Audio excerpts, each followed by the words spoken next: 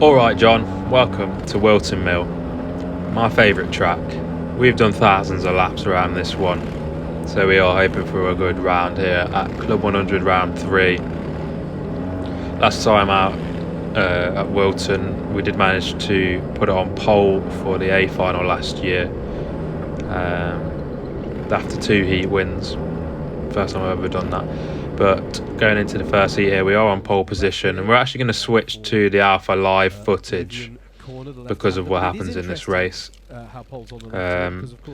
It is great footage, Alpha Live. I'll leave a link to it in the description. As we're going into the first corner ahead, we have managed to get a little gap as the guys behind are battling, going up to Christmas for the first time. I did know that there was a lot of good drivers in this race. For example, Rob Newman has just managed to get him to third very quickly. I was hoping he was going to get held up a little bit more than that, but I was in the back of my mind that I needed to bolt away and get a couple of seconds gap as quick as I could, because otherwise it was going to be a difficult race to hold these guys off.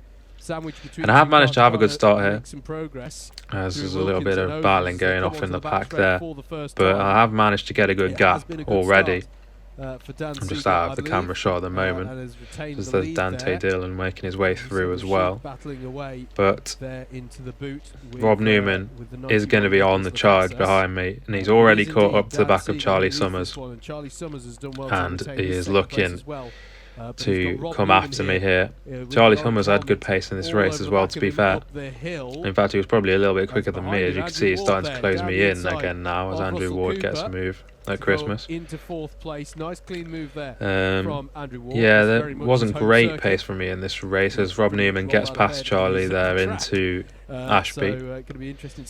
Yeah, I was slightly thinking about Rob coming after me, and was trying to focus on going forward as much as I could, but I knew he was going to be flying, and he is into second place now, and I'm aware of that, and I'm thinking, here we go, it's time to get my best defending game out, which is why I've cut to the Alpha Live footage for this race, because most of the GoPro footage is just nothing in front of me. So it's definitely what happens behind that is what's worth looking at here. As I go a little bit deep into Christmas there, and Rob's all over the back of me already, I'm thinking, for God's sake, this is too early, as I've had to get defensive already. And I'm thinking, well, I'm at the front, I might as well just park it for the rest of the race, because I'm only going to go backwards if he gets past me, as everybody's hanging on to the back and I'm looking behind, and I don't have to cover him there, so we don't go defensive into the boot, but he is all over the back of me still.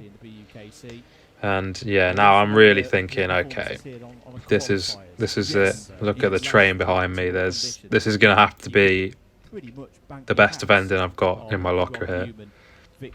As I look behind, I go half defensive because I think early in the race, but Rob isn't bothered about that. He chucks it down the inside, but gets it sideways, and I managed to cut back on him. So all that really did is make me think, okay, I've got to go more defensive than that. So I went defensive into Ashby again, even though it was Charlie behind this time instead of Rob, as Andrew Ward's got pushed out over the grass by somebody there. But yeah, I'd now committed to a fully defensive race, because I knew I didn't have the pace to get away. I tried that at the start and it didn't work. So as Rob gets back past Charlie there into the boot after his little mistake, but I know he's going to be coming back onto the back of me. So yeah, as I was saying, I've committed now to a fully defensive race, because the pace isn't good enough to get away. So all that little incident before taught me was that Rob is going to go for any gap that he sees. He's not going to play it safe by any means. So I just have to go more defensive when he gets to the back of me again. And now he has caught up to me once again, but he's not quite close enough for a move yet. I'm trying to focus on each corner, but his pace is just outstanding in this race. He's already caught up to the back of me, and I'm having to check again, and he looks a little bit, but I go slightly defensive and just shoo him away from that thought and park it on the apex at the second boot. And now I'm thinking, well, he's going to have another attempt into Christmas this time. We're putting on a bit of a show with the cameras here, to be fair, and he's all over the back of me, so now I'm thinking, right, full defensive, there's no way he's getting up that inside. And I go back to the middle, and he tries to cut back on me by just about squeezing to the grass there, and he backs out. So that was pretty much exactly how I wanted that corner to go.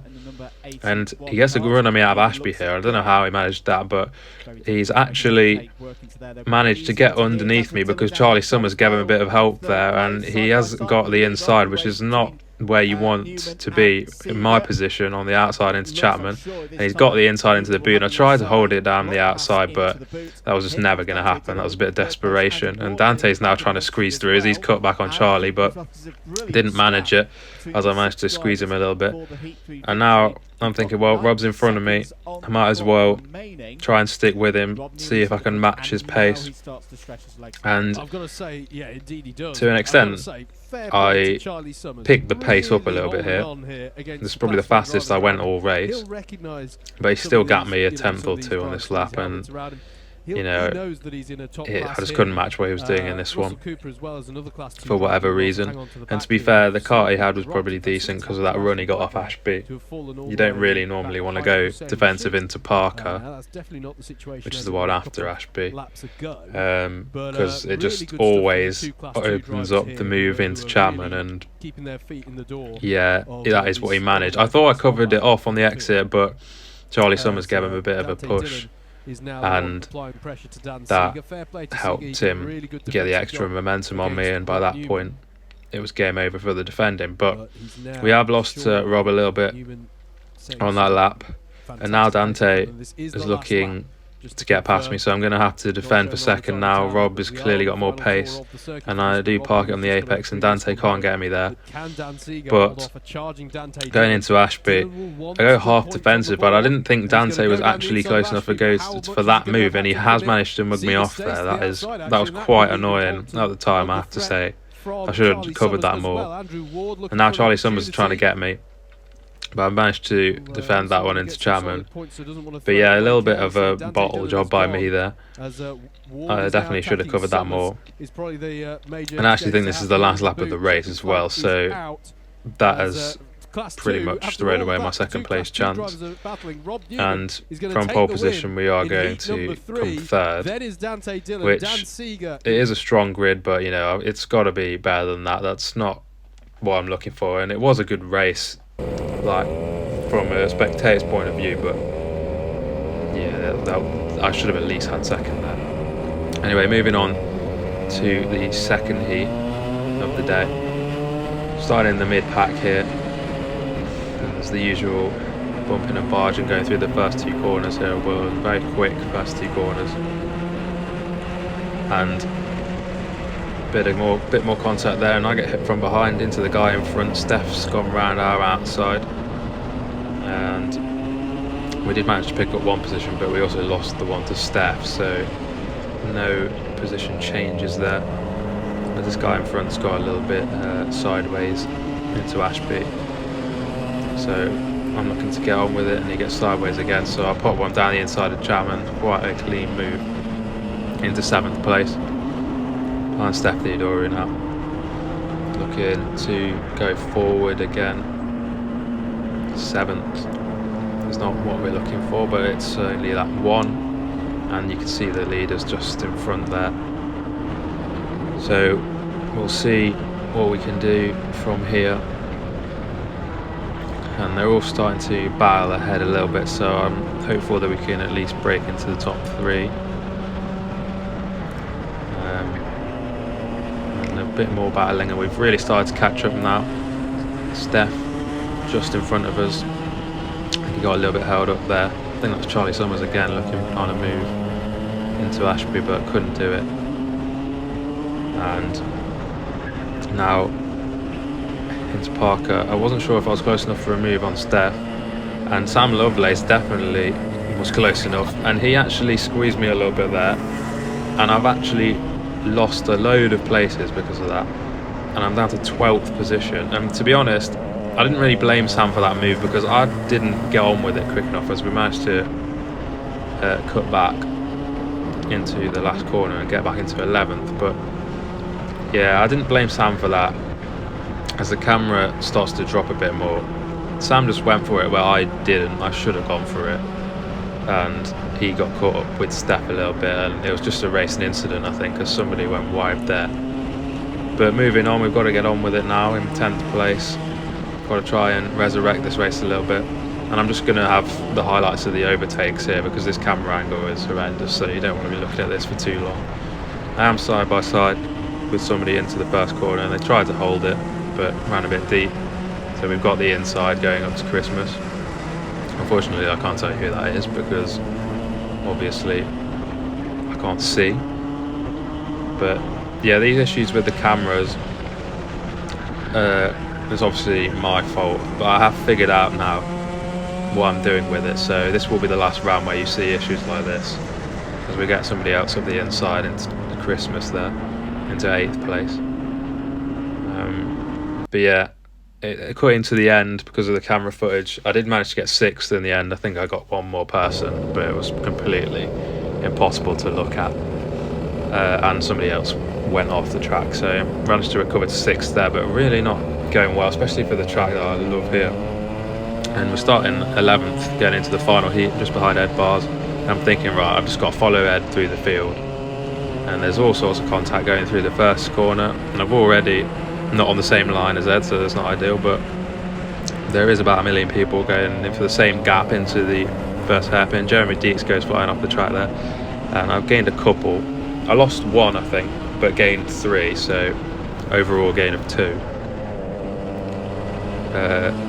So now we're behind Justin Draper, and everybody's still in the line, so we haven't lost too much. I think the leader might be slightly ahead. Actually, no, I think that is the lead train there. So, and I'm thinking here, I've got to get through the field quicker than I did last time. That was what cost me there. Didn't get on with it quick enough, and I haven't really managed to get a run on Justin yet, because Ed Bars is making the move on somebody into the last corner there, and it's really starting to get spicy up ahead. People side by side, left, right and centre. And again, I'm looking to see where I can go. There's somebody that's gone off the track there on the left. I don't know if you saw that, but on the grass. So I'm up to 8th, and now there's more contact between everybody and battling, and I'm thinking, come on, I need to get through. These races are so short, yeah, I really have to get on with it quickly, and I can already see Ed Bars is getting through there. And there is Mr. Jake Hicklin on the sideline there. That was his first ever race this weekend, so he had a bit of a rough one, but he's getting on with it now. He's a good lad. So anyway, going back to my race, and I decided to throw up the inside of Justin Draper into the second boot. I was starting to get frustrated that I was staying in the same space, and there was a bit of contact, but I think I was fair enough alongside at the apex, so I decided not to give the place back, and the stewards agreed with me. So I'm up to 7th place now, and there is more battling going up ahead, and the leader is now Rob Newman, but he's only just managed to get it, so we are still in the train for the lead, so there's still a chance of a good result in this race. Behind James Martin now, he's in 6th, and we've got a few guys right in front of him, and we're going to chuck it down the inside of James, trying to make up for where we missed out the last heat, and we have managed to get him. Had to just go slightly defensive into the boot, but we've got him into 6th place. Next up, Matt Cockerham, a little bit of a gap to him, but we are going to try and hunt him down going into the first few corners here. Flat out if you can manage it. On this day, to be fair, I was struggling with the rear end a little bit, so a couple of times I couldn't do it flat, but Matt's gone down the inside of Sam Morris there and managed to get the move done. So Sam is the next one on my hit list, and I'm all over the back of him coming out of Ashby, but he gets a slightly better exit actually. I think I might have tapped his rear end and compromised myself, but I've definitely got to run into Chapman, and for the second lap in a row I've got one down the inside here, but I had to give him space there as Matt was in the way. I couldn't really go too deep, so he's still got the outside Sam, but I've managed to chuck it down the inside a bit more into the boot. There's a bit more of a gap in front into P5, so it's going pretty well, the progression of this race, and we skip forward a little bit onto the back of Matt Cockerham. He got it a little bit sideways coming out of Ashby, and once again we're going to look for a move into Chapman. There's multiple moves we've done on this race into Chapman, and to be fair, I always used to love overtaking at Chapman. Even in my owner driver days, it was always my favourite place to overtake on the track. I don't really know why, there's probably more orthodox places to pass around Whilton, but there you go. And we're going on to the final lap now, and I'm just going to show you a lap of Whilton flat out, if you can do it, around the first two corners. Use all the runoff, but don't look at track limits there in this series. Braking just before the marshal post at Christmas and try and get straight to the apex on the power, flat out through the little kink there, and again flat out. Coming down to Ashby, braking down the hill, touch the curb a little bit if you can, and use all the runoff again, no track limits there. And I always just like to have a car in the little cut through there to turn it in for Parker, and then Chapman gets close to the curb on the inside as you can, but don't touch it. And going up to the boot now, boot 1, just missed the curb, have your wheels on the dotted lines for the second bit, and miss the curb on the inside again for the second one. Third one, definitely don't touch that one, and try and keep in the track limits. We're going to cross the line to finish 4th, but we are going to get a penalty for Ed Bars, which will promote us to 3rd place, and we did get the fastest lap of that race, so that was a much better race than the previous heat. 2 thirds and a 6th put us 14th for the final on the grid. But unfortunately I seemed to have a complete brain fart before this race, because firstly I didn't turn the camera on, which I think I actually did, but I must have pressed it twice or something, so it didn't record the race, so that's great. And secondly, I didn't attach my weight properly, my lead weights, to get me over the weight limit, and so one of them fell off and I ended up getting disqualified because I was half a kilo underweight.